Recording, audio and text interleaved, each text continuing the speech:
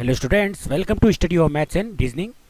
तो आप सभी के लिए गुड न्यूज़ है दोस्तों कि एमपी पुलिस की वैकेंसी आ चुकी है पुलिस मुख्यालय गृह विभाग मध्य प्रदेश शासन के अंतर्गत। चलिए इसके बारे में विस्तार से चर्चा करते हैं। तो आप यहाँ पर देख सकते हैं कि ऑनलाइन आवेदन भरने की तिथि यहाँ पर 26/6/2023 से अंतिम तिथि, आवेदन भरने की अंतिम तिथि 10/7/2023 तक दी हुई है। और ऑनलाइन आवेदन में संशोधन की प्रारंभिक तिथि यहाँ पर दी है 26/6/2023 से 15/7/2023 तक। यहाँ पर परीक्षा की तिथि भी दे दी गई है दोस्तों। परीक्षा की तिथि 12/8/2023 से परीक्षाएं प्रारंभ हो जाएंगी एमपी कांस्टेबल के अंतर्गत। चलिए इसके बारे में आगे और चर्चा करते हैं। तो यहाँ पर सीधी भर्ती पदों हेतु यहाँ पर अनारक्षित अभ्यर्थियों के लिए जो फीस होगी वह 500 रुपये प्रति प्रश्न पत्र होगी। और सेकंड में अनुसूचित जाति, अनुसूचित जनजाति, अन्य पिछड़ा वर्ग और ईडब्ल्यूएस के लिए यहाँ पर फीस 250 रुपये रखी गई है। अब यहाँ पर टोटल पद देख लेते हैं दोस्तों आरक्षक के लिए। तो यहाँ पर कुल पदों की संख्या जो है दोस्तों, तो यहाँ पर कुल पद है दोस्तों 7090। तो 7090 पदों के लिए इस बार एमपी कांस्टेबल की वैकेंसी आ चुकी है दोस्तों, जिसमें जनरल के लिए 1915 पद, ओबीसी के लिए 1914 पद, एससी के लिए 1134 पद, एसटी के लिए 1418 पद और ईडब्ल्यूएस के लिए 709 पद। इस प्रकार टोटल 7090 पदों के लिए इस वैकेंसी को लाया गया है। अब इसे भी दो भागों में बांटा गया है दोस्तों यहाँ पर कि यहाँ पर आरक्षक सामान्य ड्यूटी विशेष सशस्त्र बल के लिए जो केवल पुरुष भर सकते हैं दोस्तों इस वैकेंसी को।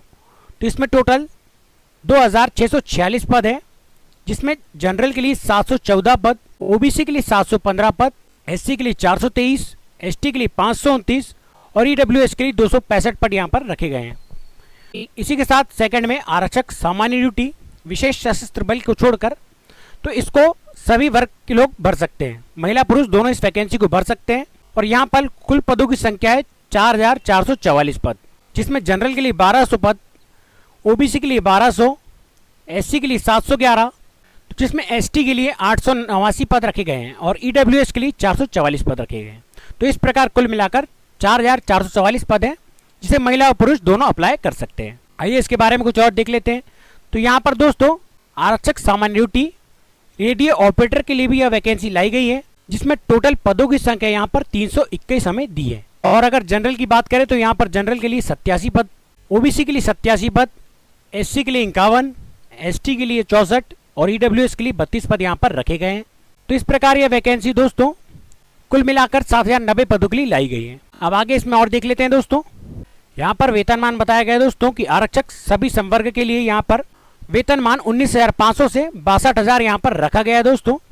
अब यहाँ पर हम इन पदों के लिए योग्यता देख लेते हैं दोस्तों कि यहाँ पर आरक्षक के लिए जो जीडी के लिए हम यहाँ पर शैक्षणिक योग्यताएं देख लेते हैं दोस्तों। तो यहाँ पर आरक्षक जीडी के लिए 12वीं के अंतर्गत 10वीं कक्षा के परीक्षा अथवा हायर सेकेंडरी अथवा समकक्ष परीक्षा उत्तीर्ण यहाँ पर कहा गया है दोस्तों।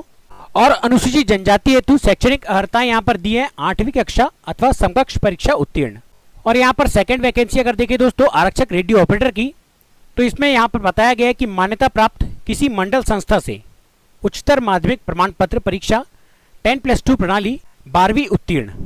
और यहाँ पर इसके अतिरिक्त सरकार द्वारा मान्यता प्राप्त किसी भी पॉलिटेक्निक संस्थान, कॉलेज या विश्वविद्यालय ITI से इलेक्ट्रॉनिक्स, इलेक्ट्रिकल और hardware, computer hardware, telecommunication, instrument mechanic या सूचना प्रौद्योगिकी इंजीनियरिंग के क्षेत्र में 2 वर्ष पाठ्यक्रम पास कर लिया हो। यहाँ पर रेडियो ऑपरेटर के लिए दोस्तों ये सभी अर्हताएं यहाँ पर रखी गई हैं। और अगर अनुसूचित जनजाति के लिए बात करें हम यहाँ पर, तो यहाँ पर अनारक्षित, अनुसूचित जाति तथा अन्य पिछड़ा वर्ग समान, इसके लिए यहाँ पर यह योग्यताएं रखी गई है दोस्तों। परीक्षा की अवधि का समय ये होगा दोस्तों 2 घंटे में, जिसमें आपको 100 प्रश्न हल करने होंगे। और यहाँ पर अधिकतम 100 अंकों की यह परीक्षा होगी, जिसमें सही उत्तर के लिए आपको 1 अंक प्रदान किया जाएगा। और यहाँ पर प्रश्नों के प्रकार हम देखें तो यहाँ पर 40 अंकों की सामान्य ज्ञान एवं तार्किक ज्ञान यहाँ पर रखा गया है और 30 अंकों के लिए यहाँ पर बौद्धिक क्षमता एवं मानसिक अभिरुचि और 30 अंक के लिए यहाँ पर विज्ञान एवं सरल अंकगणित यहाँ पर आपसे पूछा जा सकता है। दोस्तों यहाँ पर हमें शारीरिक मापदंड परीक्षण संबंधी कुछ जानकारी दी हुई है, तो इसको हम देख लेते हैं यहाँ पर। तो यहाँ पर अनारक्षित और अन्य पिछड़ा वर्ग के लिए यहाँ पर जो पुरुष है उनकी ऊंचाई यहाँ पर 168 सेंटीमीटर यहाँ पर रखी गई है। और यहाँ पर सीना को फुलाकर यहाँ पर 79 सेंटीमीटर और फुलाव सहित 84 सेंटीमीटर यहाँ पर रखी गई है। और यहाँ पर अगर गोरखा, गढ़वाली और कुमायूं के लिए यहाँ पर जो पुरुष है उन्हें 157 सेंटीमीटर यहाँ पर हाइट रखी गई है।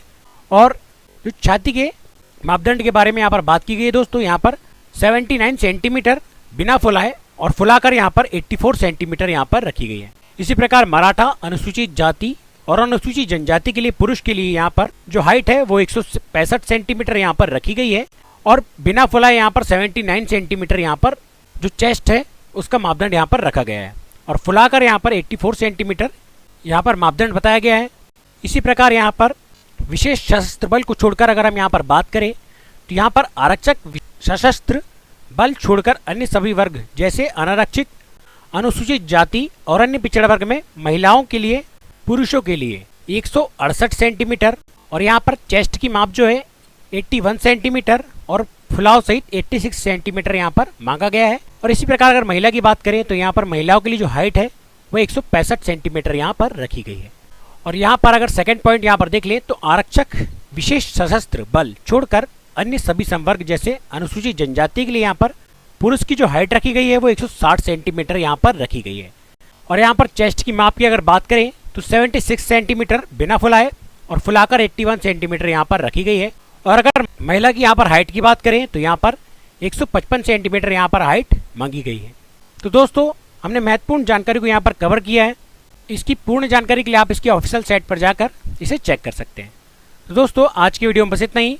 अगर जानकारी यूजफुल लगी हो तो अपने दोस्तों के साथ जरूर शेयर कीजिए ताकि यह जानकारी अधिक से अधिक लोगों तक पहुंच सके। वीडियो देखने के लिए धन्यवाद।